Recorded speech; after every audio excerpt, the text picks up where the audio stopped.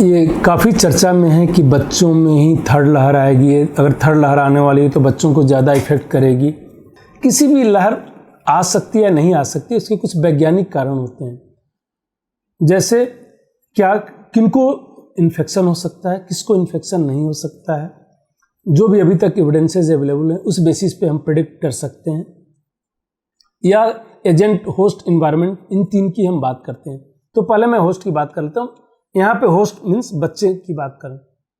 क्या बच्चों को अभी तक इन्फेक्शन नहीं हुआ है? क्योंकि जो भी ग्लोबल डेटा है, 23 करोड़ के आसपास लोगों को पूरी दुनिया में रिपोर्टेड इन्फेक्शन है, एक्चुअल इन्फेक्शन तो इससे बहुत ज़्यादा हो चुके होंगे।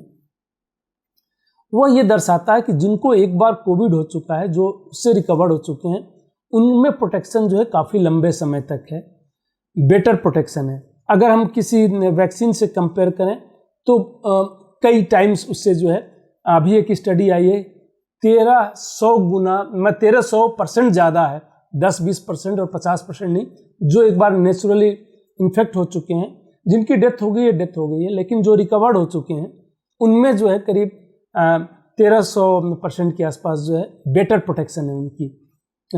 कुछ स्टडी हैं कि 2700% के आसपास बेटर प्रोटेक्शन है।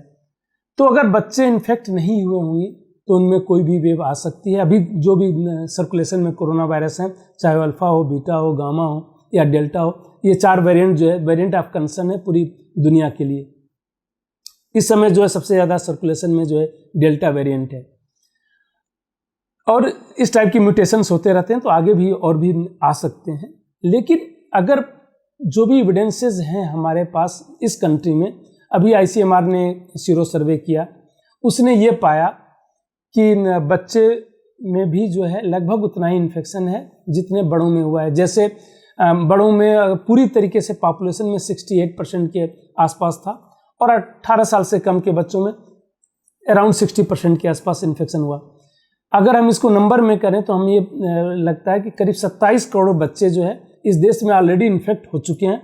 तो एक तरीके से उनको नेचुरल इम्यूनिटी मिल चुकी है और वो बेटर प्रोटेक्टेड है। लेकिन क्योंकि बच्चों में डिजीज सीवियर नहीं होती है, कई बार हमें पता नहीं चलता। और शायद एक हमारा ये हमने मान लिया परसेप्शन था कि बच्चों को बीमारी नहीं हुई, स्कूल कॉलेजेस बंद थे, सब कुछ बंद था, बच्चे घर से नहीं निकले और इसलिए उनको बीमारी नहीं हुई, तो इसलिए थर्ड वेव आएगी तो उनको इन्फेक्ट करेगी, क्योंकि बच्चे इन्फेक्ट नहीं हुए थे। जबकि हुआ इसका उल्टा। क्योंकि बच्चों में इतनी माइल्ड डिजीज है, कई बार तो कॉमन कोल्ड से भी जो सर्दी जुकाम होता है उससे भी माइल्ड है, कि बच्चों में पता ही नहीं चला, सीवियरिटी नहीं हुई। जो ग्लोबल डेटा है करीब 1 मिलियन माने 10 लाख में 2 बच्चों की डेथ रिपोर्टेड है। इससे वो देख के कहा जा सकता है कि जो भी वेव आएगी तो ऐसा नहीं कि सिर्फ बच्चों को इन्फेक्ट करेगी, सबको ही एक जैसा इन्फेक्ट करेगी, जो अभी तक करती रही है। इसका कोई भी जो है साइंटिफिक बेसिस नहीं है, कोई वैज्ञानिक आधार नहीं है ये कहने का कि थर्ड वेव आएगा वह बच्चों को इन्फेक्ट करेगा। हाँ, अगर वैज्ञानिक आधार नहीं है तो कुछ और रीजन हो सकता है, और वह जरूर वेस्टेड इंटरेस्ट हो सकता है। आज के ज़माने में हम लोगों को जो है दोनों ही, किसी के वेस्टेड इंटरेस्ट का और साइंस का, हमें साइंस को प्रोटेक्ट करना चाहिए। और इसलिए मैं जो भी एविडेंसेस है उस बेसिस पे कह सकता हूँ कि ऐसा नहीं लगता देख के, जिसकी संभावना बहुत ही कम है कि सिर्फ बच्चों को इन्फेक्ट करेगा, नेक्स्ट वेव आएगा।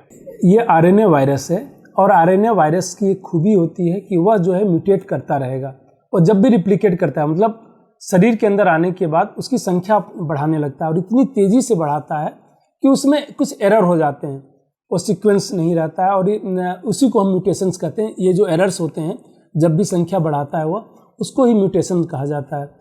ये म्यूटेशंस होते रहते हैं, म्यूटेशंस हज़ारों से ज़्यादा इस कंट्री में सिर्फ म्यूटेशंस अभी तक हो चुके हैं। पूरी दुनिया की बात करें तो लाखों में पहुंच जाएगा। लेकिन हर म्यूटेशन से हमें मतलब नहीं होता है, कुछ म्यूटेशन से ही मतलब होता है। कई तरीके के म्यूटेशंस होते हैं। कई बार म्यूटेशन जो है उस वायरस के लिए ही घातक हो जाता है, वायरस को ही मार देता है, तो वह वायरस फिर आगे नहीं बढ़ पाता है। ऐसे भी म्यूटेशंस हुए। कई बार म्यूटेशंस इस वायरस को और वीक कर देता है कि सिम्टम्स बहुत ही कम होते हैं। कई बार यह घातक बना देता है म्यूटेशंस, और वह जो है उसकी इन्फेक्टिविटी बढ़ा देता है, या जो है सीवियरिटी बढ़ा देता है, या जो हमारे पास मैनेजमेंट का प्रोटोकॉल है, जो दवा देते हैं, उनका कोई असर नहीं होता। जब ये हो जाता है तब वो हमारे लिए कंसर्न हो जाता है, और उसी को वेरिएंट ऑफ कंसर्न कहते हैं। पूरी दुनिया के लिए 4 अभी तक वेरिएंट ऑफ कंसर्न है, अल्फा, बीटा, गामा और डेल्टा। अल्फा पहली बार यूके से रिपोर्ट हुआ था, डेल्टा जो लास्ट है यहाँ से हुआ था, बीटा जो है साउथ अफ्रीका से हुआ था, एंड गामा जो है ब्राज़ील से हुआ था। ये 4 जो है मेन ये जो पूरी दुनिया के लिए कंसर्न है। बाकी कंट्री के लिए स्पेसिफिक कुछ कंसर्न है, जैसे हमारे यहाँ डेल्टा प्लस को भी गवर्नमेंट ऑफ इंडिया ने माना है कि कंसर्न है, यूएस ने 3-4 उनके अपने वेरिएंट को माना है कि उनके लिए कंसर्न है, बट पूरी दुनिया का उनसे अभी कंसर्न नहीं है, क्योंकि दुनिया में वो स्प्रेड उस तरीके से नहीं हुए, इनका स्प्रेड हुआ है। आगे भी होते रहेंगे, ये प्रेडिक्ट करना बहुत ही मुश्किल होता है कि कितनी वेरिएंट आएंगे, जब जैसे मैंने बताया कि हजारों के आसपास म्यूटेशंस हो चुके हैं और आगे भी होते रहेंगे, ये जब तक प्रोपगेट करता रहेगा होते रहेंगे। वैक्सीन कुछ रिपोर्टेड है, कुछ वैक्सीन जो है उनकी ओवरऑल एफिकेसी जो है कम हुई है म्यूटेंट वेराइटी के बाद, स्पेशली जो है डेल्टा वेरिएंट का की मैं बात करूं तो जो जैसे मैसेंजर आरएनए की ऑलरेडी रिपोर्ट पब्लिश हो गई है, जो फाइजर और मॉडर्ना की वैक्सीन है, कि वो प्रोटेक्टिव लेवल वो नहीं रहा है। और अभी आप देखिए कि ब्रेक थ्रू इन्फेक्शन जो है पूरी दुनिया में काफ़ी हो रहे हैं। इजराइल में देख लीजिए, यूएस में देख लीजिए, जिस तरीके से ब्रेक थ्रू इन्फेक्शन का क्लियर कट डेफिनेशन है कि अगर 2 डोज की वैक्सीन है, जैसे सारी वैक्सीन मेजॉरिटी वैक्सीन 2 डोज की है, तो दूसरे डोज के 2 हफ्ते बाद कोई इन्फेक्शन होता है उसी को ब्रेक थ्रू कहते हैं, उसके पहले होता है तो ब्रेक थ्रू नहीं कहते हैं। या जैसे जॉनसन एंड जॉनसन की सिंगल डोज की है, तो वैक्सीन देने के आज के 15 दिन बाद से जो इन्फेक्शन होता है उसको ब्रेक थ्रू कहते हैं। ब्रेक थ्रू इन्फेक्शन जिस तरीके से पूरी दुनिया में हो रहा है, ये लग रहा है कि काफ़ी कम हो चुका है। मैं अभी CDC ने, अमेरिका ने अपनी रिपोर्ट प्रकाशित की थी कि जुलाई मास में मैसेच्यूसेट्स में वहाँ जितने इन्फेक्शन हुए उनमें से 75% ब्रेक थ्रू इन्फेक्शन थे। तो ये कहा जा सकता है कि ब्रेक थ्रू इन्फेक्शन हो रहे हैं, इफेक्ट जो है इनका कम हो जा रहा है, और वो हो सकता है कभी बिल्कुल इफेक्ट ना रहे। अभी तक जो इतने एविडेंसेस हैं वो ये कहा जा सकता है कि एक बार कोविड से रिकवरी हो गई है वो अब बेटर प्रोटेक्टेड है, लंबे ड्यूरेशन तक प्रोटेक्टेड है। कुछ एविडेंसेस ऐसे आए हैं कि हो सकता है कि लाइफ लॉन्ग इम्यूनिटी मिल जाए। अभी तक किसी वैक्सीन की ये हमारे पास एविडेंसेस नहीं आए हैं कि लाइफ लॉन्ग उससे इम्यूनिटी मिल जाएगी, क्योंकि म्यूटेशंस हो रहे हैं। ज़्यादातर म्यूटेशन जो है स्पाइक प्रोटीन में, इसके 4 प्रोटीन होते हैं इस वायरस के, उसमें से मेन जो है स्पाइक प्रोटीन है, उसके बाद एन प्रोटीन है। सो एस में ही मेनली म्यूटेशंस होते हैं, और ज़्यादातर वैक्सीन जो है एस के अगेंस्ट ही जो है एंटीबॉडीज़ बनाते हैं, इसलिए शायद उसको बाईपास करने की क्षमता है।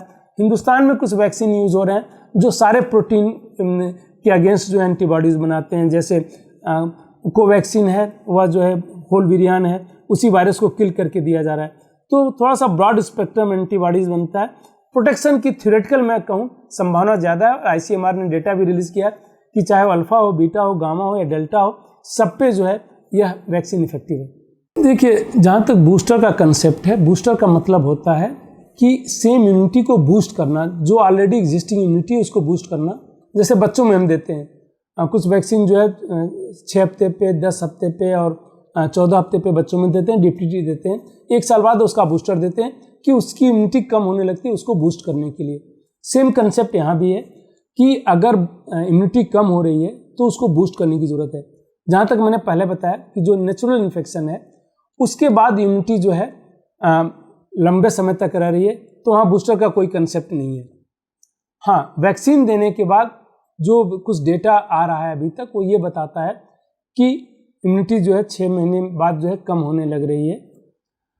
अब वो इम्यूनिटी कम होना सिर्फ IgG लेवल मेजर करके हम ये नहीं कह सकते कि इम्यूनिटी कम हो गया, एंटीबॉडीज लेवल, यह एक उसका पहलू होता है एंटीबॉडीज को चेक करना। पूरा इम्यूनिटी जो है काफ़ी कम्प्लेक्स मैकेनिज्म होता है, उसमें सेलुलर इम्यूनिटी होती है, ह्यूमरल इम्यूनिटी होती है, इम्यूनोलॉजिकल मेमोरी डेवलप होता है। मैं उस पर चर्चा नहीं कर रहा हूँ, बूस्टर का कंसेप्ट के लिए सिर्फ बताना चाहता हूँ कि जब भी बूस्टर हम देते हैं तो उसको बूस्ट करते हैं। अभी तक सफिशिएंट एविडेंस नहीं है कि बूस्टर देने के बाद से जो है हमें जो है बेटर इम्यूनिटी मिल जाएगी। हो सकता है एंटीबॉडीज लेवल बढ़ेगा, वो तो एक बार आपको इन्फेक्शन हो गया, दोबारा जब वायरस संपर्क में आएगा सडन आपका एंटीबॉडीज लेवल बढ़ेगा, वही प्रोटेक्शन करता है क्योंकि एंटीबॉडीज बना के उसको न्यूट्रलाइज करता है। वैक्सीन भी यही काम करता है। एक बार वैक्सीन आपने ले लिया, अगर वैक्सीन इफेक्टिव है जब दूसरी बार वायरस संपर्क में आता है तो सडन वो बढ़ता है। तो जो वैक्सीन हम बूस्टर भी देंगे वो एक तरीके से एंटीजन ही है, वो इम्यूनिटी को बढ़ाने के लिए दे रहे हैं। अभी तक सफिशिएंट एविडेंस ग्लोबल नहीं है हमारे पास कि बूस्टर का बेनिफिट है। WHO ने अभी कुछ दिन पहले ही कहा था कि हमारे पास एविडेंस नहीं है।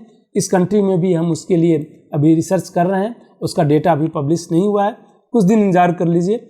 इस महीने के अंत तक शायद हमारे पास भी एविडेंस आ जाएंगे इस कंट्री का, सितंबर के अंत तक आते आते, कि बूस्टर की ज़रूरत है कि नहीं ज़रूरत है इंडिविजुअल को प्रोटेक्शन के लिए। कई बार क्या होता है, कमर्शियल इंटरेस्ट जो है साइंस पे हावी होने लगता है, और ठीक है जो लोग वैक्सीन बना रहे हैं उनका एक अपना इंटरेस्ट हो सकता है, लेकिन वह हर जगह जो है उनको हावी नहीं होना चाहिए। जब तक एविडेंस नहीं हो तब तक हम लोग नहीं रिकमेंड कर सकते। एंटीबॉडीज़ का कंसेप्ट है, जब भी कोई इन्फेक्शन होता है तो शरीर की प्रतिरोधक क्षमता जो है अपने को बचाने की कोशिश करती है और उसमें वह उससे लड़ने की कोशिश करती है, उसमें जो है वह एंटीबॉडीज़ बनाती है। ये एंटीबॉडीज़ का कंसेप्ट आप ये समझ जाइए कि एक तरीके से लड़ने के लिए सेना भेजती है, जैसे बॉर्डर पे रहता है। एंटीबॉडीज़ जो है उसको न्यूट्रलाइज करने की कोशिश करते हैं, न्यूट्रलाइज कर लेते हैं तो शरीर में फिर इन्फेक्शन नहीं हो पाता है। नहीं कर पाते हैं, प्रतिरोधक क्षमता अगर हार जाती है तो उस पर वायरस का आक्रमण हो जाता है, लेकिन शरीर फिर भी काम करता रहता है। जैसे अगर कोविड की मैं बात करूं, सार्स कोरोना वायरस 2 जो इन्फेक्शन फैलाता है, जब वो पहली बार इन्फेक्शन करता है उस समय शरीर उससे लड़ने की कोशिश करता है, ज़्यादातर लोगों में लड़ लेता है, कुछ लोगों में नहीं लड़ पाता है, उनमें फिर लक्षण होने लगते हैं, सीवियरिटी हो जाती है, कुछ लोगों की मृत्यु भी हो जाती है इसके अंदर। लेकिन जिन लोगों को रिकवरी हो जाती है उसमें भी शरीर ही की एंटीबॉडीज़ ही उसको फिर मारते हैं और रिकवरी होती है, या सेल्फ लिमिटिंग डिजीज बोलते हैं। आज की डेट तक हमारे पास कोई ऐसी दवा नहीं है जो कोरोना के वायरस को मारती है। कोरोना के वायरस को सिर्फ शरीर का एंटीबॉडीज ही बनता है, वही मारता है, और उसी से हम उस पर विजय पाते हैं। जो ज़्यादातर लोग रिकवर्ड हुए हैं वो अपने से हुए हैं, किसी दवा के बल पे नहीं हुए। जब दूसरी बार इन्फेक्शन होता है तो क्या होता है कि शरीर उसको याद कर लेता है, जो शरीर का इम्यून सिस्टम है जिसको प्रतिरोधक क्षमता कहते हैं, वह उसको याद कर लेता है। जब दूसरी बार वही वायरस संपर्क में आता है तो वह तेजी, या तो एंटीबॉडीज पहले से तो उसको न्यूट्रलाइज कर देते हैं, मार देते हैं, या अगर नहीं भी है, क्योंकि हर सेल की एक लाइफ होती है, शरीर चूंकि याद किए होता है तो तुरंत प्रचुर मात्रा में जो है एंटीबॉडीज बन जाते हैं और वह उसको न्यूट्रलाइज कर देते हैं। वो वैसा ही कंसेप्ट है जैसे मान लीजिए किसी भी देश में सीमा पर प्रहरी हैं, एक बार इन्फेक्शन हो गया तो प्रहरी अब हैं, तैयार हैं कि दोबारा कोई भी अटैक करेगा वायरस तो उसको न्यूट्रलाइज कर देंगे। जैसे प्रहरी अगर तैयार बैठे हैं तो कोई भी घुसपैठिया अगर घुसना चाहे तो उसको मार सकते हैं, न्यूट्रलाइज कर सकते हैं। लेकिन अगर नहीं है प्रहरी तो कभी भी कोई भी आके आक्रमण कर सकता है और उस पर विजय पा सकता है। सेम कंसेप्ट यहाँ भी पाया जाता है।